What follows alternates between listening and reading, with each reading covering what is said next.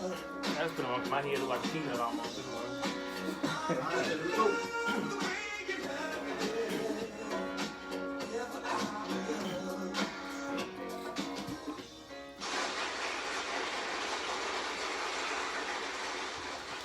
What's up, y'all? I'm live here on DFWRadio.com, and it's another Saturday here on the Zamir Watson Show. I'm your host, the one, the only, bald head and all, Zamir Watson. And today I have my guest here, Jamie Ellis. He's an amateur boxer looking to go pro, and he's looking for sponsorship to help him with his future goals. And I'm gonna let him tell you a little bit more about it here in this segment. So, Jamie, what exactly do you need sponsorship for? First I want to say, when nobody trying to be somebody, nobody want to help. And I say that because once you get to where you're going, then everybody want to try to jump on the train. But switching over to the professional ranks, even doing the amateur, you need gear. You might need gas to travel. Man, tell me about it.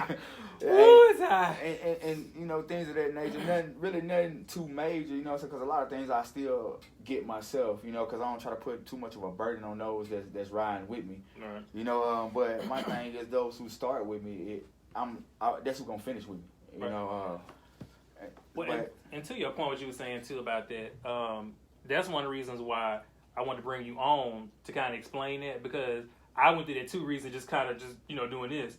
When people don't see your vision and believe you can do something, when you know you can, like you said, they'll talk about you, they'll doubt you, and only until you actually make it happen, like in that moment, then they'll be like, oh, congratulations. Because trust me, look, I'm telling you, somebody just not too long ago who never supported me in nothing. And I'm not saying when you get on social media and you post what you're doing, that you have to have somebody's approval.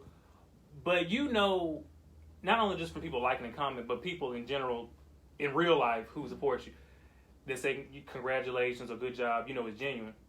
But you never comment, you never like nothing, you never support, period. But as soon as I hit my big moment, I always did the first ones to congratulate you. Yeah, and that's normally how it go, man. I'll do when you're doing different things, you have individuals, that's gonna continue to talk down and try to push you down. But if you didn't have that, you wouldn't be doing what you're supposed to be doing. If you got that, that means you must be doing the right thing. And majority of the time, you get that because they can't do what you're doing. Right, and I think, and that's part of what it is. Cause I know even my own personal experiences.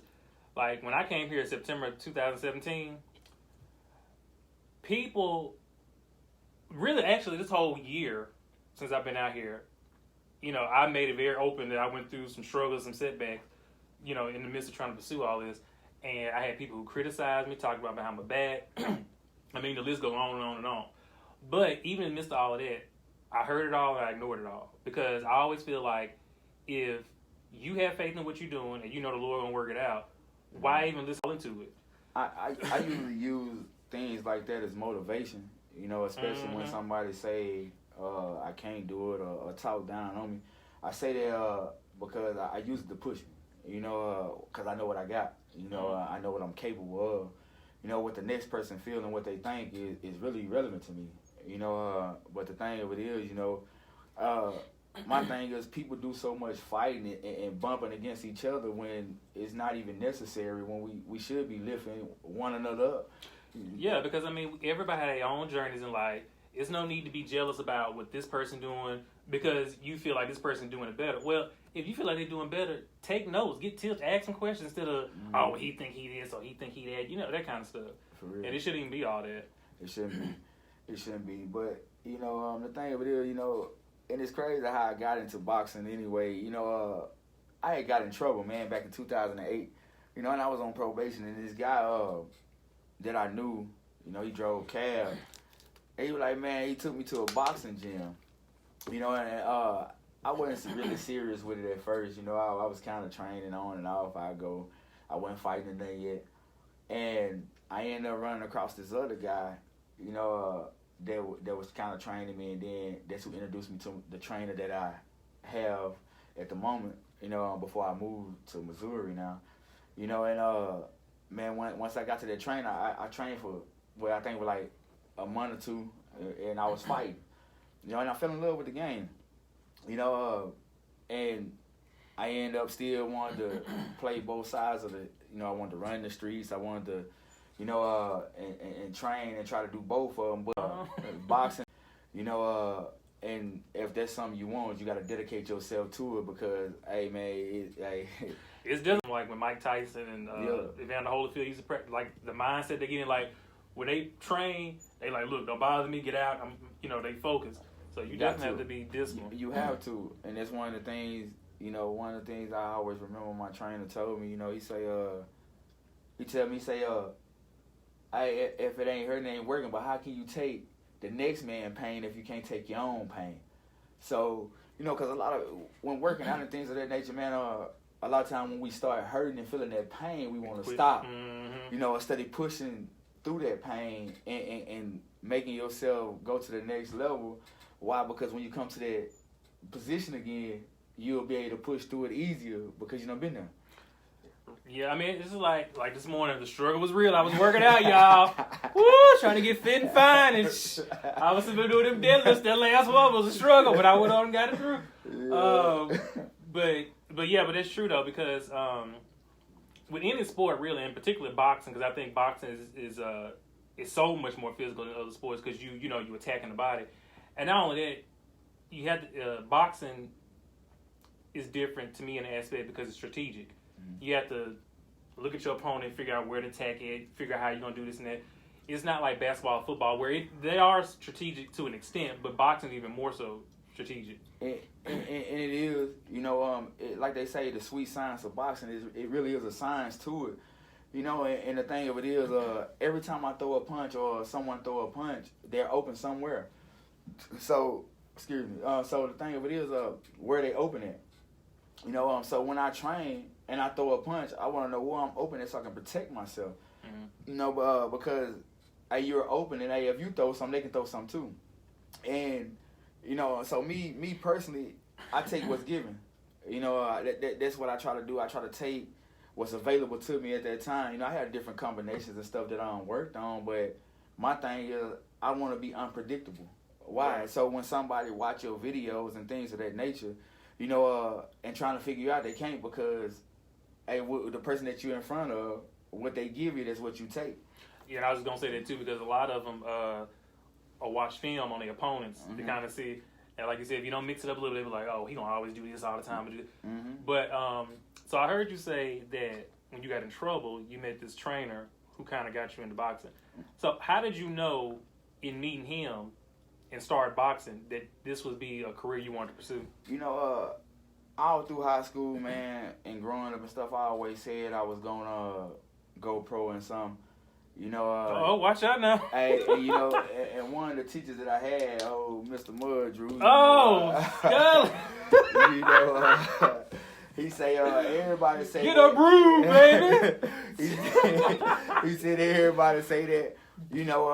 And my thing is, I could have went, I was good in basketball, good in baseball. Baseball, I was in the 10th grade, sitting out of 400 feet, but the lack of guidance, and not having that male role model, that positive male role model in my life to push me to the next level, I had to learn everything on my own. Mama did what she could, but she had to work most of the time, you know what I'm saying? So I felt like, she supported me, but I felt like I didn't have no support, even though I know she supported me in doing what I was doing, and so when he said that, when I started boxing, man, at first, I hated it, you know what I'm saying? I ain't like running, I didn't, but the more I did it and the mindset I started getting, because I wanted to be the best, I started thinking, hey, man, in order for me to be the best, I got to train like the best.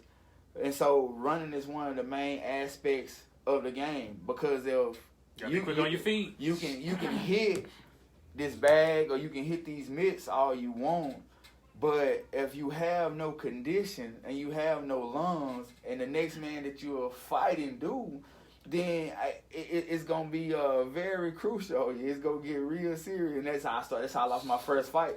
Because, really? Because I wanted to, party. My birthday was coming up. I wanted to party and do all this extra. I wanted to smoke, wanted to drink. You know what I'm saying? I wasn't doing none of that at first. So you was getting lit, basically. Hey man, listen, I ended up getting back in it, and when I did, I went to fight.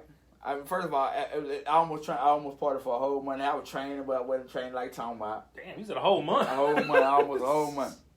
Then I messed around. I went and trained for a week and a half, and then I say, let's go fight. Well, I just know for me, if I only work out for a week, I'll be feeling sick. Man. But okay. So going back to that now, do you remember the exact date or even just a month when your first fight was?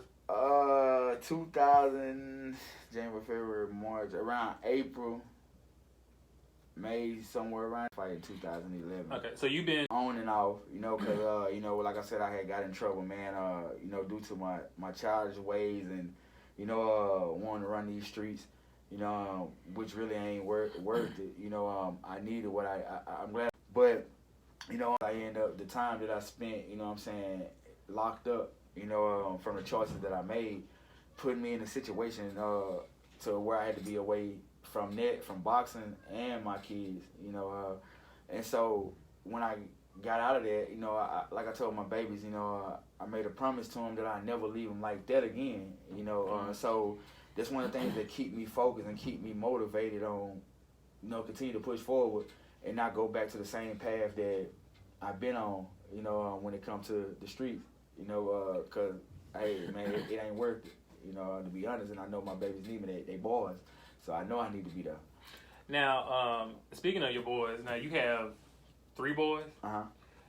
Do you think, if not one, all of them will be in boxing in some capacity or any type of sport? My thing is I started teaching my all of them, but my middle boy I ain't been able to teach him. But when it comes to my oldest two, especially my oldest, he took on it real good. He likes sports, period. But I always try to equip them, for what they need so they can protect themselves, especially when, we'll say bullying or whatever the case may be that they're faced against, better protect yourself when necessary.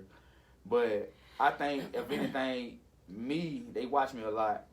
So if I choose to do that, like if don't now another one do it, I know my oldest one will follow me.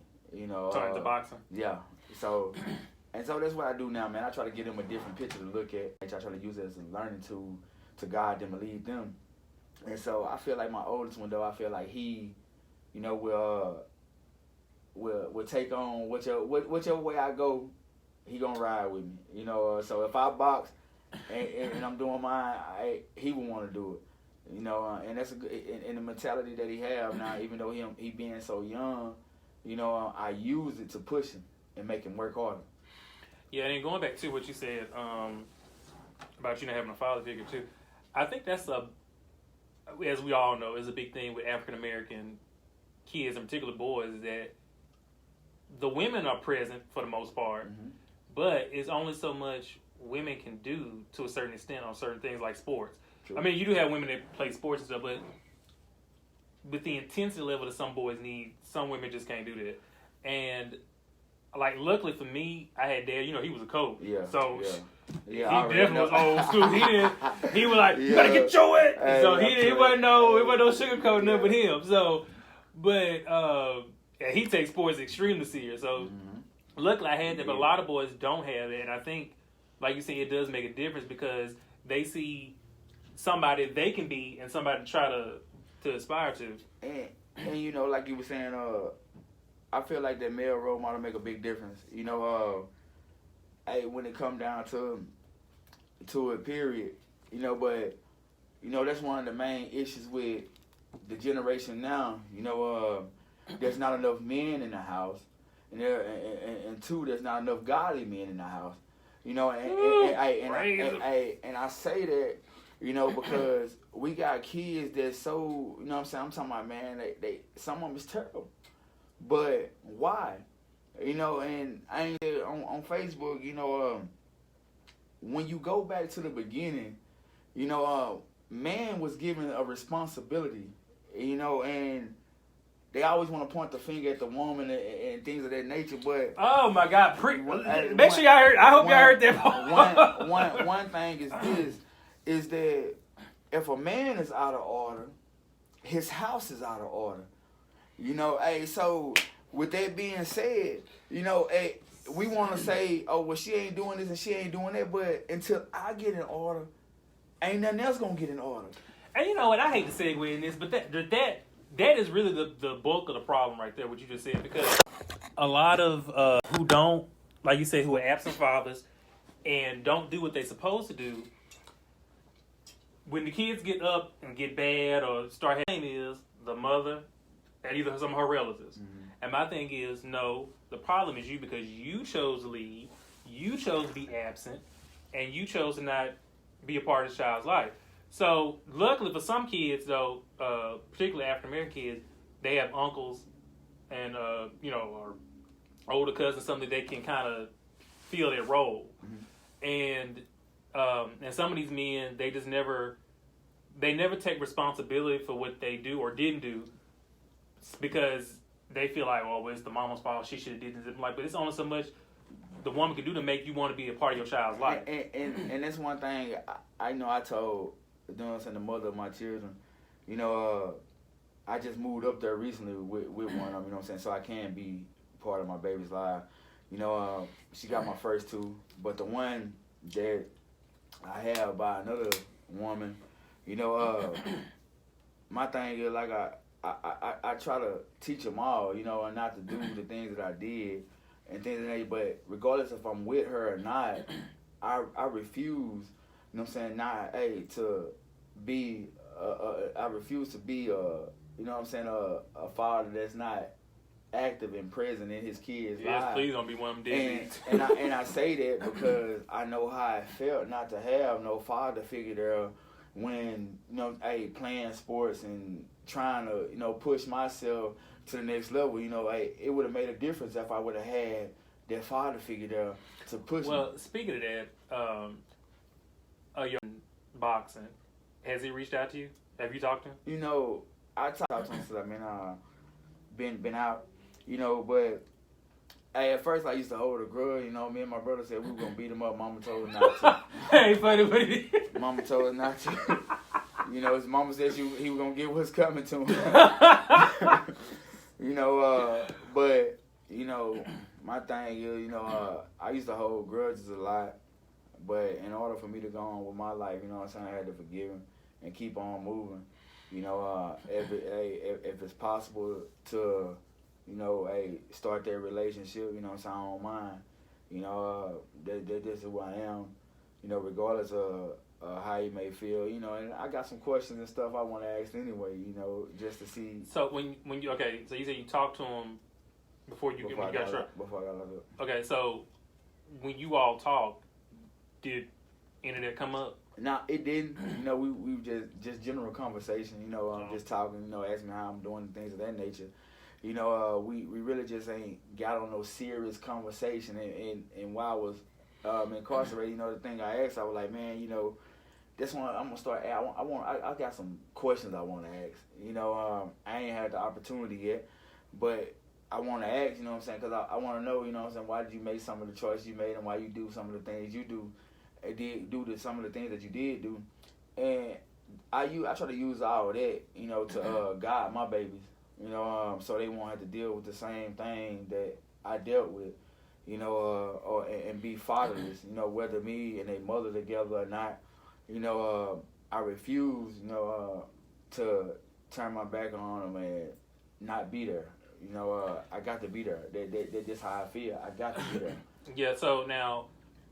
When you talked to him before you got locked up, mm-hmm. was that your first time ever talking to him? Or nah, we had talked a little bit when I was younger, but most of the time, I would say, he had to me he had he didn't know us, it was one particular time that we was at the store, they had a store called Longhorn. And we seen him there, and we was speaking to him. He had he didn't hear us. You know, and it took Mama, James, you hear these damn kids? Y'all excuse me, but you hear these kids, and then he finally said something to us, you know. But the thing of it is, after that, man, that's when me and my brother said, well, we gonna whoop it. You know, Mama was like, nah, y'all leave it alone. But you know, I guess, because I was raised with my grandparents, but what I don't understand about that is that these men, I guess this, I don't know, maybe it's just me. When I look back at slavery, and were taken from their kids because they had no choice. Now when you fast forward to the present, black men intentionally choose to walk out. They don't want to talk about how racism and all this stuff going on, in this country. But you actually part of the problem because the world is already pretty much against us as it is as black men. Then you, as another black man who is supposed to be the lead, walk out. So when the world is already against you, you don't have that figure there. What else is they supposed to? Speaking on that, because like I tell anybody, I say this because my babies had to deal with it because they mixed, so they had to deal with it at a young age, from their grandparents. My thing is this. One thing people must understand is that everything that's manifested in the physical realm is rooted in the spiritual realm. And I say that, because, we look at people when they're not the issue. The thing of it is if you go back and look, when God's people was being disobedient to him, what did they do? What did he do to them? Let them get taken captivity by their enemies until they cried out to him.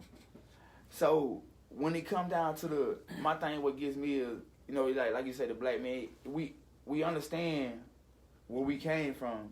And when I say that, I ain't trying to make this no sermon or nothing like that, but when it comes to, this spiritual warfare, because that's what it is, if you look at it, black men, they getting killed, everything by the police, all this.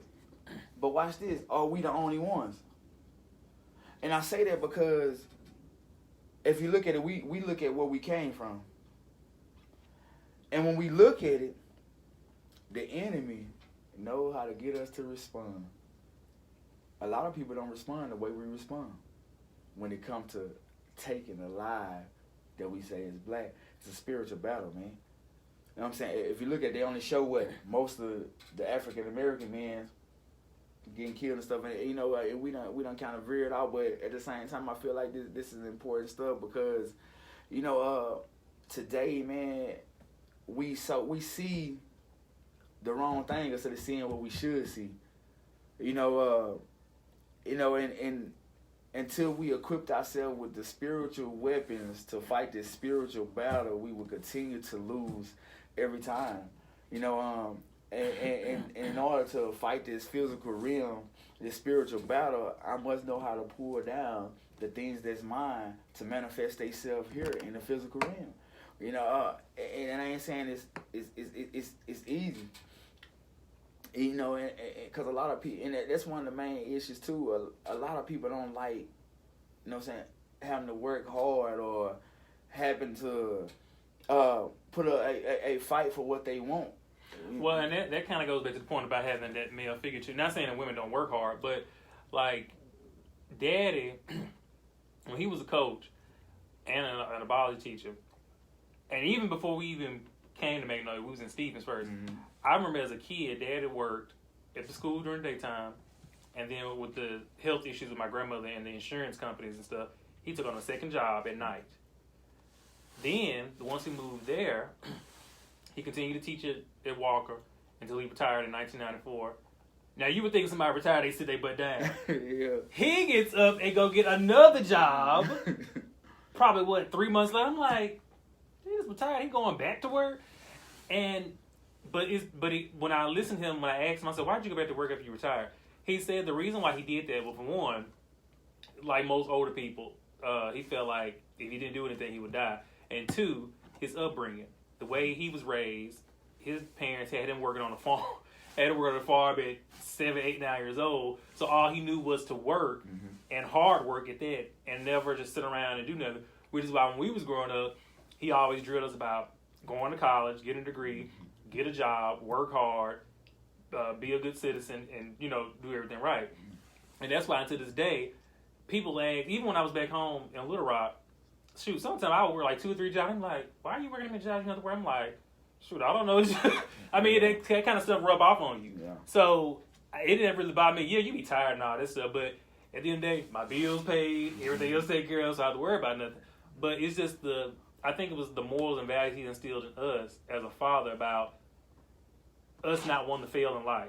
And when it comes to that, what you're talking about, especially having boys, because I see it so much now where some of these girls get these dudes where it doesn't matter who make the most money, but they taking care of them like they children because they don't want to work.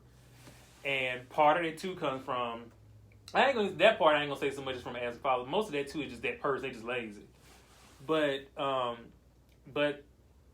the thing about having a father present, even what you're saying with boxing, it makes a difference. And for some people, it just depends. It could drive them. It could be motivation. Because you look at somebody like a Mike Tyson.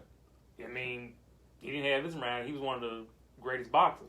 Crazy as hell, but he was one of the greatest boxers. And you look at people like LeBron James, another one. Not saying that they don't want them around, which some of them even stated they probably did, but I think everything makes a difference. The people who we surround ourselves with, who play a part in our life, and I think sometimes too, maybe not having them around, maybe the thing that makes you a better person. Because some people can still have their fathers around and still turn out to be a piece of, and that's true. That's true. So I think it goes back to what you're saying too about having the foundation of God in the house too. Because if the man got his dotting his I's and crossing his T's, no matter if he's there or not, the child gonna always be. That's really, to me, that's the main issue. What is your foundation built on? And a lot of people don't want to have God in the midst of it, but hey, that's really where it's at. I could speak, you know what I'm saying? Because man, hey, I done seen his power, and the things of that nature, man. Seen him change things and all that, and man, to me, that's where it all begins. That and having him as your foundation, and build, and you'll see things go a whole different way. Yeah, because I mean, I know like Dad, like I was saying, Daddy, he real old school. I remember when I was little, we used to go to church every Sunday and all that. So when I got to college, you start working, your skills was just all out of whack. And he would call every Sunday, boy, you go to church this morning? Nah, I didn't go this morning. I said, he'll say, like, I told him, I was like, well, I got to be at work at 8 o'clock. 8 o'clock? On a Sunday morning? Where you were out? Because at that time I was working at like McDonald's and places like that. And I was like, well, Dad, they two places. When you in college anyway, they expect you to work the weekends. Yeah. And he was like, well, you tell them you can't be working no weekends. Well, what he said, you can work Friday and Saturday, but you tell them something, you got to save your soul. Like, you got to be in somebody's church. I'm like, Dad, I can't tell my supervisor, you want me to? When I am free this Sunday, he'll call. So what was the concern about? You tell him, all right, boy, that's what I'm talking about. Get that blessing. But it's stuff like that. I think that going back to when I was a child, like we got baptized, stern on religion. He not over religious or nothing like that, but he believed, and look, let me tell you something. I didn't believe in the power of God because, like I told you, this past year, I've talked about this a few times on here. I've reached the lowest part of my life this past year. And June 9th, to be exact, that was probably the lowest point I've ever reached in my life and the darkest I've ever been. But even in those dark moments like that, I still believed that my day was coming. And sure enough, 2 weeks later, on my birthday, I rose above all of it. And even now, I'm at the highest point of my life. So when people tell me, oh, I don't believe in prayer, and I'm like, well, I don't know what to tell you, because just like you, I felt the same thing, and now I feel like I'm not gonna go out there and say, well, I'm a brand new person on it, but I do believe that I'm much more seasoned than I was before, and now I see that the more successful you become, the bigger the threats. But it's with ease, like, let me go and shine this. But yeah, all that, it does factor. I'm glad that, because I see you post stuff about them and stuff, and I like the interaction y'all have and how you actually play a part in their lives and not just showing up for big events after being absent for so long. And I think no matter what they do in life, whether it's sports, school, or whatever, it goes a long way in every aspect of life. Now, going back to the boxing, now, go on and tell me, who asked you don't whoop? Hey, man. Because, so how many knockouts have you had? They every time I get a standing 8 count or I hit somebody with a good shot, they usually get in front of me and give them a standing 8 count, so I don't get to sleep nothing. Oh. But now, I just fought in the South Texas LBC Championship. I feel like I won, but them getting it to that guy, woke me all the way back up and put me back in my regiment. And I'm in kill mode. Heard that. And now anything that get in my way, they're gonna come on with it. But I'm 10-6. I started out 5-0 when I first started, and then it goes back to me wanting to party and drink and smoke and all that. That's how I lost my first fight. But me losing that fight made me go back to the gym and train hard. I'm talking about. So what did your trainer say when? Oh, he did? Nah, I wasn't gonna tell you. So, but he and when I went and fought, I started out, the first round was good, but when that smoke kicked in, I was like, man, that's when I don't smoke now. I said I never pick up another, cigarette, no nothing, especially as long as I box, because I don't work too hard to get my lungs where they at now, and so I choose that. The smoking. I said I don't like losing. I know that's right, too. But now, after all the fights you've had, so what would it take, or what do you have to do to transition from amateur to the pro level to fight? Like, only thing you have to do is you have to take a physical. Oh, okay. You have to take get blood work done and things of that nature. And like. Here in Texas, I know it's in Austin. It's one of the areas, at least in Austin. And you go see they doctor and things like that and do whatever they want you to do. I know you gotta have a physical. You gotta take all the blood work. Like Hep C and HIV and all that stuff.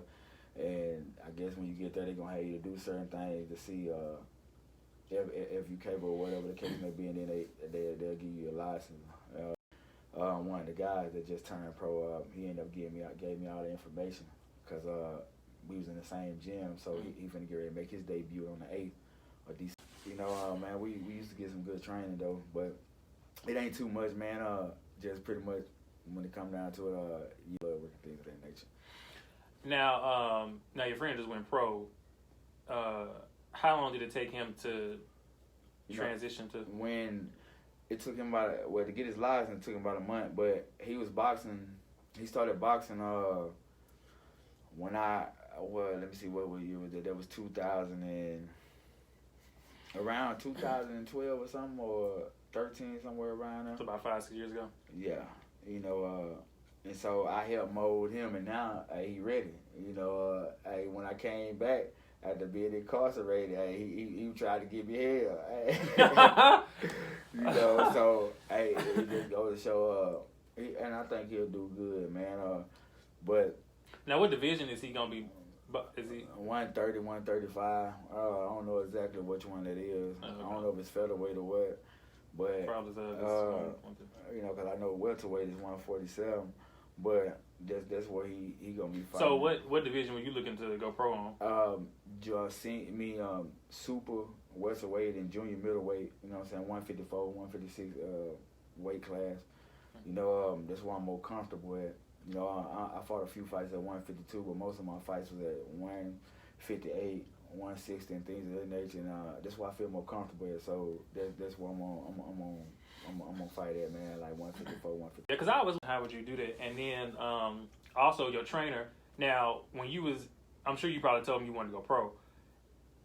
What was his response, or what was his feedback he gave you too about going pro? Did he say, "Oh, I think you should do it," but, or he said, "No, don't do that just yet"? You know, he really didn't say nothing. You know, my skill level, because that's who gave me the game. You know, so when I say something, most of the time he ride with me.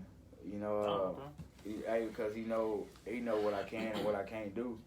You know, but if I wasn't ready, he'll tell me, "Nah, don't do it." You know, that's when he was a fighter himself. You know, he went 72-8. You know, he beat Evander Holyfield and all that. What, really? His name is Ronnie Hughes, you know. And, what? So, you know, Evander talk about it in his book. Evander was like, man, that's the hardest fight I ever had to fight, man. I'm about to look at this.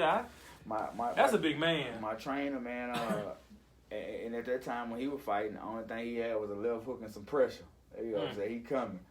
You know, but, you know, him and another old school guy, you know what I'm saying, Alfonso Dudley is his name, but, you know, because he fought pro, but that's who really gave me the game. The gym was getting ready to close down. Only fight in there, and they was giving me the game, and I sparked the gym. And to this day, the gym been jumping. You know, I heard that. Because you know, and there's, I put the work in though.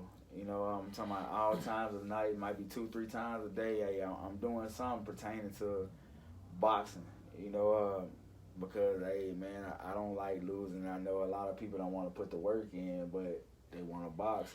Yeah, I mean, well, it's kind of like the old saying goes. I mean, you get out what you put in. Hey, that's a true fact. And, now, and speaking of getting out what you put in, because in any sport, really, most athletes have to have a proper diet or something like that to go. So, is there anything in particular that you eat? You know, I try to eat healthy, man. I eat a lot of green, leafy foods, man, but you know, really, I eat whatever I want. It's just how much I eat.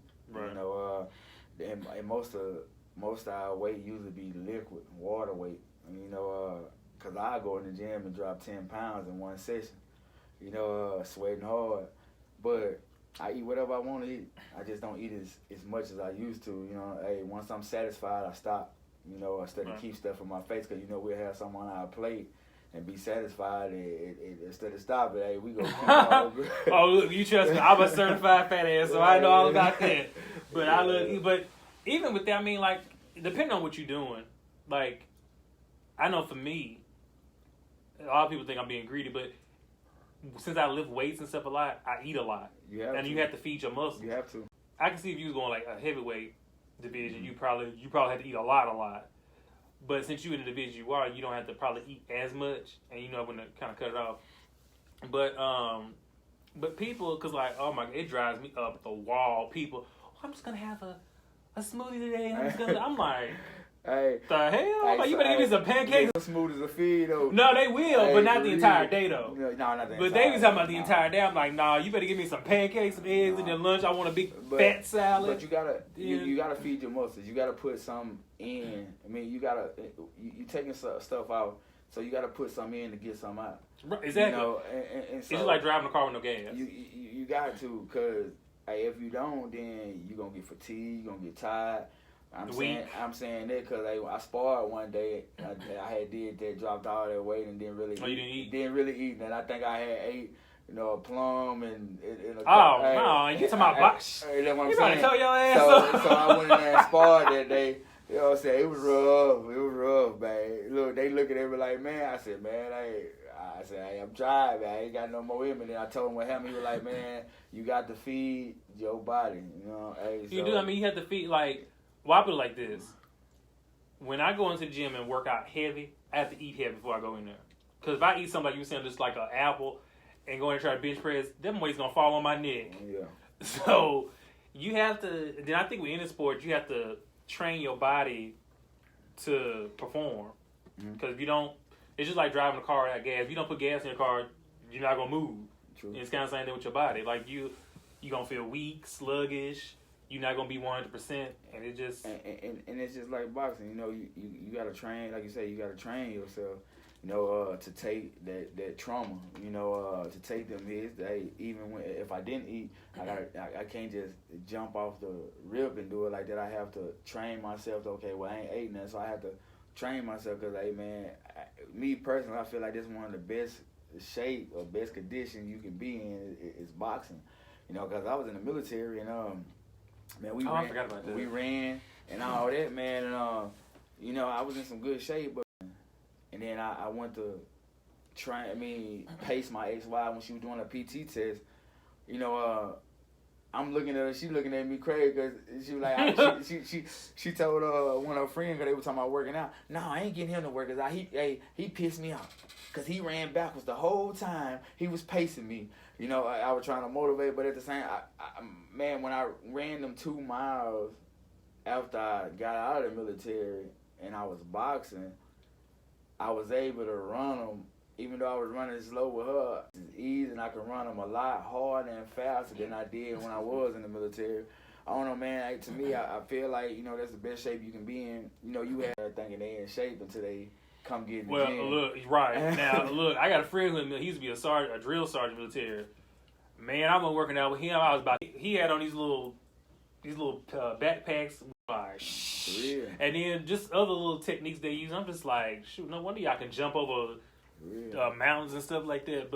And then too, in the military, it's kind of like boxing. It's a form of discipline. Like you have to, it trains you to be disciplined and to respect. And it's not what it used to be to me. Seem like on a professional level. It's not, because like back in the day when we used to look at it, you can tell those fighters actually. They were mentally tough, and they had respect for the sport. Yeah. Nowadays, it's all about the show, like Floyd Mayweather. To me, he show off a little too much. I ain't no Mayweather fan, but you gotta respect this game. Listen, I say that he mastered one of the hardest defenses it is to master, the Philly Shell. You know, that defense is hard to master, and for him to master the way he did, he slick. He put his work in, and so I respect him. You know, when it comes to him being the way he is, because if you miss, he gonna make you pay. You know, and the thing, like you say though, some people, he know how good he is, so. He gotta look cocky. Because like that fight with him, and what was it back in 2015 when he fought Pacquiao? To me, that really wasn't a fight, but I was like. Really? And then just last year when he fought Conor, what's his name? I forgot. He a UFC fighter. I mean, McConnor Gregor. Yeah, McConnor Gregor. I mean, if McConnor wouldn't have got tired, me personally, I was watching the fight, he kept Mayweather off of it. But when it came, when the round started turning and he started running out of juice, Mayweather started turning it up. Yeah, but I don't know. Mayweather, he just... Maybe back before, I guess, before he got a little too cocky, he was all right, but he just seemed a little too shit. But speaking of professional boxers, since you're trying to go into that realm, I'm going to ask you a question. I'm curious to see what your answer is going to be. Because this question has been asked for decades. And I just want to hear from somebody who actually trained in the field what they think. So, Muhammad Ali and Mike Tyson.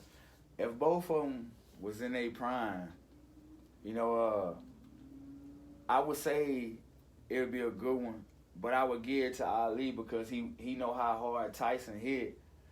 He wouldn't stay still for him. You know, and you got to understand, man, I was watching his 10 greatest fights, and you know, George Foreman and them, all of them was speaking on it. They was like, man, that's the fastest heavyweight they ever seen. They said, man, he's the speed of a welterweight, so he got the speed of Mayweather and them, and he's a heavyweight. They said, man, he'll hit you 6 times, and the camera only pick up 3. You know, and so I had to go back and look and see, man. I gotta go check some and they were serious, and it was good from your chin and bring it back. But when he shot his jab out there, he didn't bring it back. He flicked his wrist, so he done hit you 6 times. And I was like, man, I said, man, I know his wrist flick ain't that strong. Man, look, man, he messed around and flicked his wrist, man, and I'm talking about, I said, man, that's your, but it came from training on the water. You know, that water resistant. You know what I'm saying? Gave him his speed and stuff that he had. Well, a lot of people, of course, you know, as I know, have mixed answers about that. But kind of like you were saying with Muhammad Ali, what we were talking about earlier, he's more of a strategic fighter, whereas Mike Tyson is raw power. Yeah. And you have to have balance, because with Mike Tyson, and then with having raw power, you can have so much force, but if you don't know how to use it, you're pretty much useless. Yeah. And I remember growing up watching him. He was strong, and he could fight too. But Muhammad Ali was just more technical because he could look at stuff and analyze it, and he knew he was gonna book somebody. And he played mind games with you. And that too. You know, and once you take somebody's confidence, man, it really destroy them. You know, like for instance, you know, I was doing some sparring and stuff in the gym one day, and I put my hands up and let the dude just fall. And I'm looking at him, and I fired off back on him afterward when I want to open up on him. You know, when somebody hitting you with everything they have, and it's not fading you, you know what I'm saying, and they know they hitting you with everything they got, man, it's mind-boggling. And that's how he did a lot of his fighters. Even when George Foreman, for instance, had him against the ropes, and George Foreman was hitting him with them body shots. Hey, and George Foreman was like, Ali leaned over to him and asked him, "That's all you got, George?" He said, man. So he started trying to hit him harder, so he tired himself out. And Ali, they started going to work on him.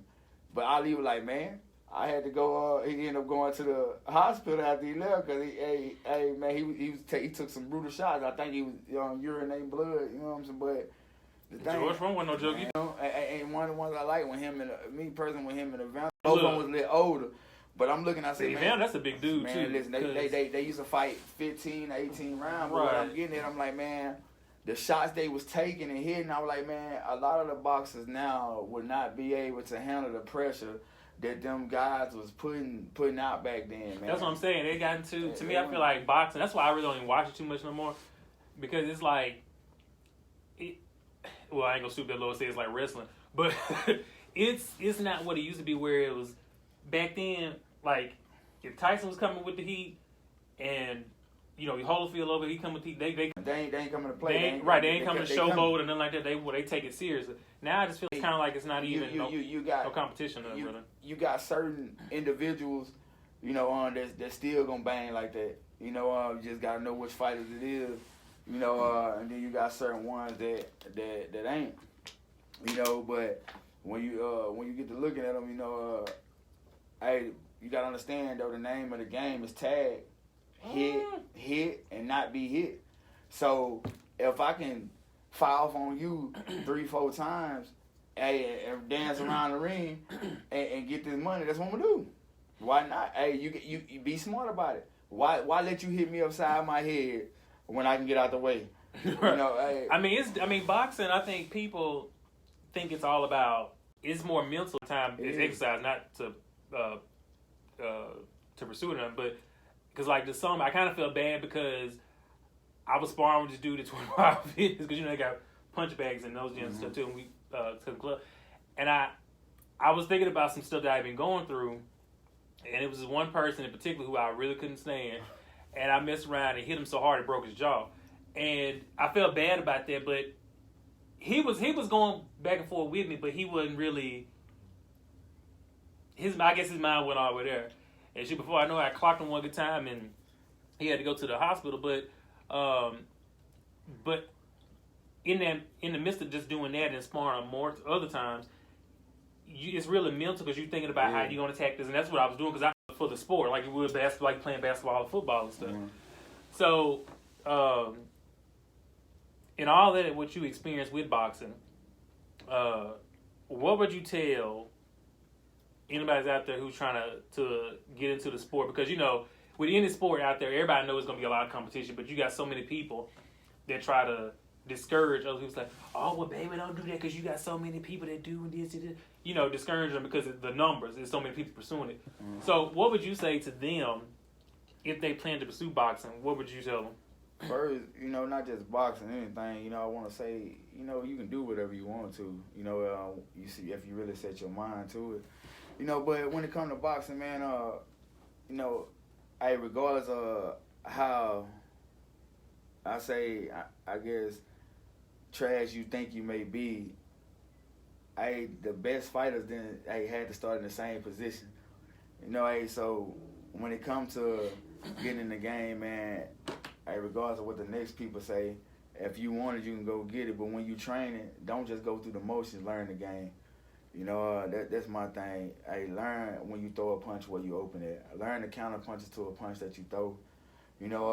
So you'll know how to get out the way. Or so you'll, know what you can throw when somebody throws something at you. You'll know where they open it. And things of that nature, man. But train hard, road work, man. That my main thing. I'm gonna tell you, if you gonna box, man, put that road work in, man. That's the main ingredient, man. It ain't just jogging and running. When they say road work, you working while you on that road. You know what I'm saying? From side shuffling, back shuffling. Throwing your punches. Your left with your left and your right with your right. When your left foot hit the ground, your left hand should be hitting your opponent. So when you running, these are things you work on.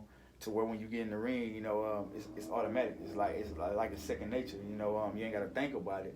While you moving around the ring, when a foot hit the canvas, you know exactly which hand can be delivered at the time it need to be delivered at. So man, my main thing, I always tell somebody, man, if you gonna box, man, get on that road, man, put that road work in. And I think that's a very important fact. What you tell them about failing, like. Just because it doesn't work at the first time, don't quit and give up and just throw the towel in like, oh, this ain't for me. Sometimes, like, you remember Michael Jordan, he even said that, and I think, but he kept working at it and started practicing with the greatest athletes of the game.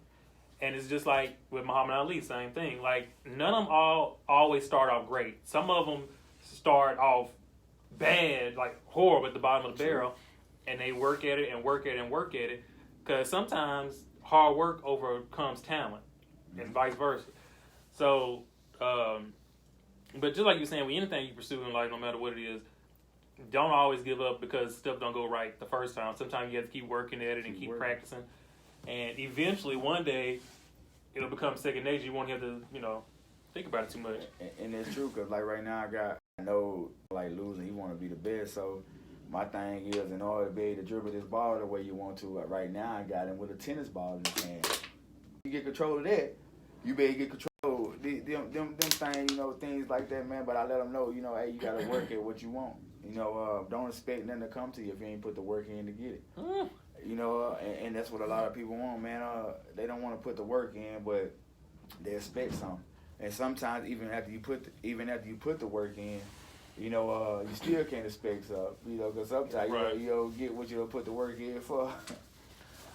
Well, y'all heard it straight from him. That's it take a lot of hard work, discipline, and a lot of mental toughness to withstand the field of boxing. So I want to thank my boy Jamie for coming by, sharing all his knowledge. And I appreciate you having me. If anybody out there was listening, he needs sponsorship to try to go from amateur to pro. Every little thing counts. And that's all for this show today. And join me next Saturday as I have my other guest on a phone interview, Miss Chandronika Ford, who's a pharmacist straight out of Monroe, to talk about the field of medicine. All right, talk to you next Saturday.